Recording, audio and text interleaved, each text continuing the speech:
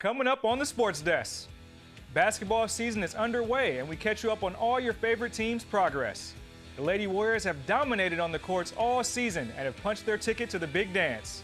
Plus, we got a seat at the table with some former Trojans and Bruins for a special luncheon. You want it? We've got it. Buckle up, Torrance. The Sports Desk starts right now.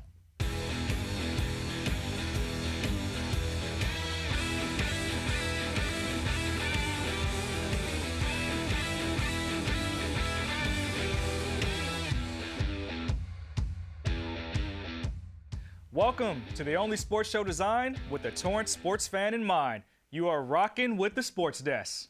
And I hope you all had a wonderful Thanksgiving break. I'm your host, Cedric Welton, and if it seems kind of lonely up here, my partner in crime is tending to business on the holiday break and she'll be back with us on the next edition. Let's jump right into it. It was a great season to be at home with family, and if I start on the food, we'll be here all night. On that flip side, the city of Torrance gets down differently. While most of us slept in and watched football awaiting feeding time, there was a large mass of locals ready to compete Thanksgiving morning. If you're following along, I'm talking about the 39th annual Turkey Trot. We caught up with some awesome people Thanksgiving morning. Let's take a look. Well, good morning. I'm Councilman Jeff Rizzo, and I'm speaking to you from the Sky Park Avenue right out front of the Sam's Club here in the city of Torrance. And this morning we've launched the 39th annual Harry Sutter Memorial Turkey Trot and Fun Run here in the city of Torrance. And because it's a turkey trot, happy Thanksgiving to everybody. I was very surprised this morning to see the crowds. I believe we have exceeded the attendance this year. Just looking at the starting line, or just a sea of residents out here for the Fun Run this morning. It was quite impressive to see everybody got up this morning at this time. It's a little early to get up on a Thanksgiving morning, but the folks are out here having a great time, and I'm just very happy to see everybody out here enjoying themselves this Thanksgiving morning. Well, this event is very special because, like I said previously, it's the Harry Sutter Memorial. So he was my supervisor and had the idea of having a community event run on Thanksgiving morning where families could come together and really have a reunion and then exercise before they go home and have the feast. Well, the first year we had 300 participants, and this year we have over 4,000 participants. Yeah, well, I've lived in Torrance and I love Torrance, and so when my sister was the one that actually found it. It's Juliana. She found out about this race, so she signed us all up, and so I'm here with my family and we're going to run it together. I love being part of the community. This is where I grew up. This is where I'm here to see my family and old friends. It's a lot of fun to come out here and run with a bunch of people I've known for at least a decade, so really grateful to do that. I think having these community events are really important to bring people together because people are busy with work and family lives, but having stuff like this where people can come together for a common purpose and exercise before a great holiday is awesome. So for me, it's extremely important. It's something I always look forward to. What a fun way to work out before having a big meal. And if you've never tried it, I urge you to give it a go next year. You're only running 3 miles and there's a ton of vendors to check out as well as some big prizes you can possibly win. While I know the patrons of Torrance are really cool, well, let's segue to another awesome group of people, the El Camino Lady Warriors volleyball team. Coming into round 2 of the playoffs, they boasted a record of 22-1. They took on Maricosta College for a chance to go to the big dance. Sports Desk reporter Catherine Gallo had your coverage. It's already been an impressive year for this El Camino College volleyball team. The Warriors finished the regular season with just 3 losses and having dropped just a combined 8 sets in their 24 matches, and they enter tonight's playoffs as the 3rd-ranked team in the state of California. The Warriors trying to take care of business in round 1 against number 16 Fullerton. In the first set, Carrie Isara sets up Maris Ewell for a huge kill to put El Camino up 11-6. Ewell would then team up with teammate Sophia Loyola later in the set to make the stop at the net with this block. Fullerton would take a close game 25-23. El Camino trying to tie things up here in the second.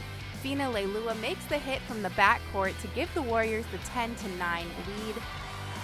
And in another back and forth set, Michaela Clark gets the kill from the outside, getting the ball just inside the line to tie things up at 20 apiece. Warriors would go on to win sets number 2 and 3, so up 2-1 now in the fourth, and some great effort by the Warriors. Ewell gets the ball up to Loyola, who dives to the floor to keep the volley alive before Ewell and Clark make the stop at the net to give El Camino the point here. Leilua back at it again from the backcourt. Her hit too hot to handle, and Warriors go up 18-17. They would drop the fourth set 25-22, but the Warriors were quick to find their rhythm in the fifth. They go on a 9-1 run to close out the final game, capped off by this hit from Renee Bryden, and El Camino takes the match and advances in the playoffs. Here's head coach Liz Hazel after the win. Fullerton was awesome. We had seen them kind of at a scrimmage earlier this year, but they play in the Orange Empire, which is a tough conference, so we knew they were going to come out fired up, and we're the 3 seed, so people playing us don't have anything to lose. And it's playoffs, so everybody is firing on all cylinders. So we need to adjust quicker. We kind of waited to see what was happening, and we want to take it right off the bat. I like how they responded. We had lost game 4, and people who win game 4 kind of have momentum going into game 5, so it was nice for us to jump out on them and not let up. From El Camino College, I'm Catherine Gallo for the Sports Desk. Thanks, Catherine. That was the 12th time the Lady Warriors have swept an opponent this season. That victory earned the ladies a trip to the state championship match. For the first time under head coach Liz Hazel, this will also be the second time in the past 3 years the Warriors will be in the big game. They'll travel to play American River College November 30th. We know the Sports Desk will be pulling for you ladies, and we'll keep you in all the loop on the outcome. Let's hit the pause button for a quick second, but when we come back, we're going to be talking basketball. Don't go anywhere. Do you want to retire like a champ? Just like legendary basketball star Uncle Drew? Don't do it like that, Uncle Drew! You're already acing the game. You've got your dream ride.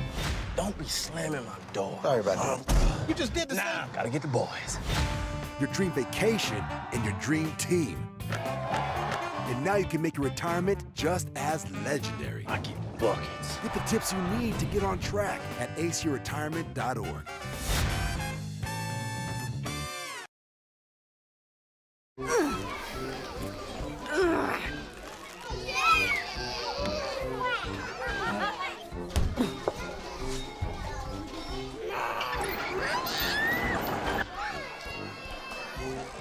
If you love them enough to crawl into a play place to get them to come down,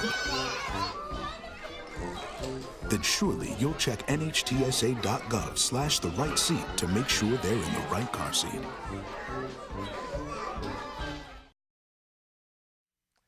Welcome back to the Sports Desk, everyone. All right, it's time to hit the basketball courts. And this is one of my favorite seasons as all the schools are in the midst of tournament play all across LA County. And our girls and boys picked up right where they left off last season. The Warrior girls are sitting even at a record of 4-4 to start the season. They dropped their last 2 in the Battle at the Beach tournament. Freshman guard forward Ella Estabrook was a high spot for the Lady Warriors, and she was named to the all-tournament team after averaging 7 points, 7 rebounds, and 4 steals a game. Just ballin'. So have the Warrior men. They've been business as usual as they sit at a record of 4-1 under new head coach Russell Payne. They'll be welcoming Bishop Montgomery as a part of the Trevor Ariza Basketball Classic. Catch those highlights on the next edition of the Sports Desk. The Tartar boys have jumped out to a record of 2-4 under new head coach Sammy Britton. They recently competed in the Valley Christian Tournament, splitting 4 games to finish 2-2. They'll hit the courts again in the North OC Tournament starting in December. The Tartar ladies haven't competed much to date, just 1 game and sit at 0-1. And they look to kick off their first home game against Los Altos, and we'll have the results for you next week. The Saxons kicked off their season dropping their first 4 before winning their first game of the season versus Whitney High recently. They'll look to continue their momentum in the Westchester tournament this week versus Santa Monica. The Lady Saxons, however, have started their season off strong and are undefeated at 5-0. They took care of business in the Battle at the Beach tournament. The Saxons were led by Casey Takata and Dara Takeshi, who each had 15 points in the championship game. Devin Kamaya had a nice outing, posting nearly a double-double with 14 points and 9 assists. We'll have more on this epic run they're having on the next Sports Desk. On to the Spartans, who are off to a strong start under new coach Ron Emoto and are currently 3-2.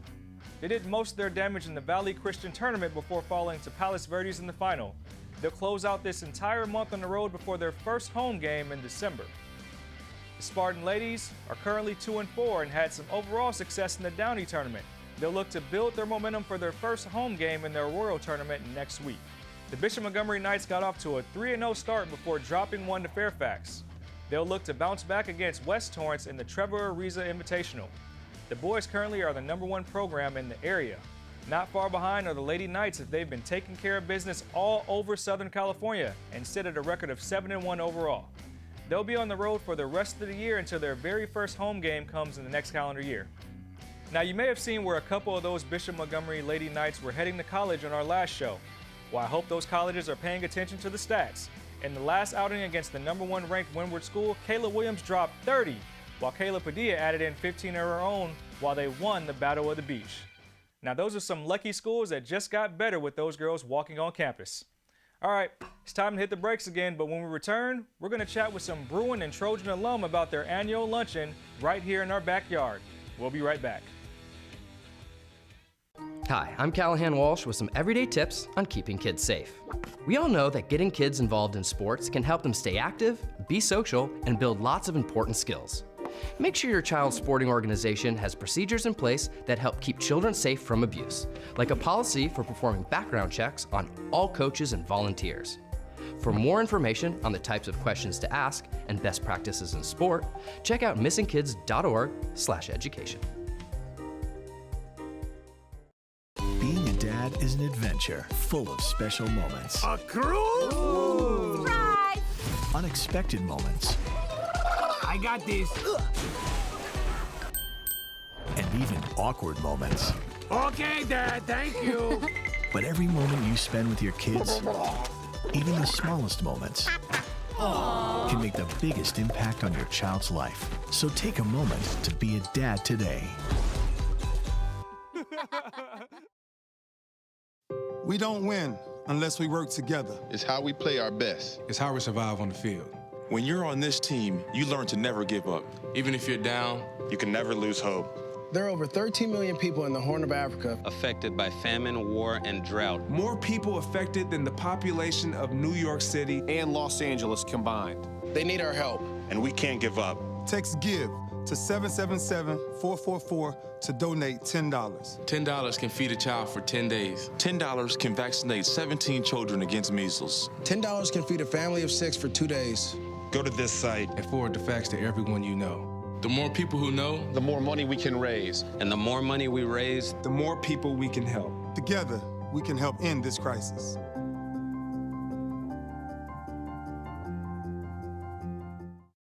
Welcome back to the Sports Desk, everyone. And it's time for us to now get personal on social media.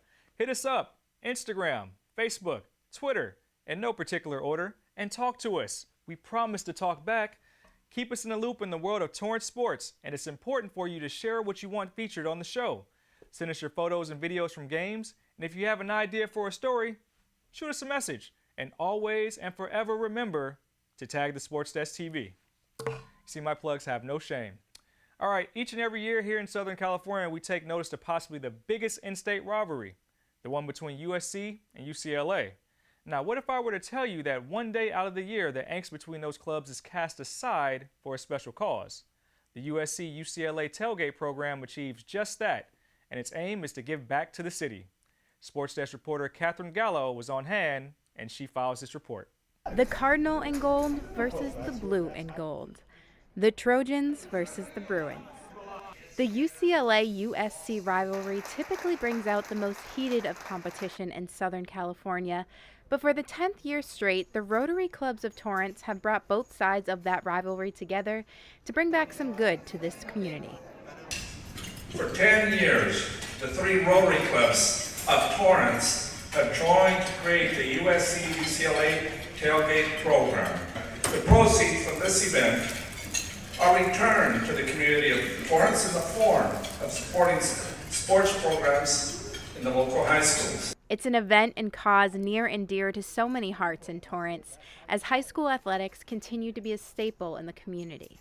There's nothing bigger than high school athletics, and even in junior high and grade school. After-school activities are so key to helping the youth of today. It's a real fun event, a big rivalry in the city. Not very many places get to have this.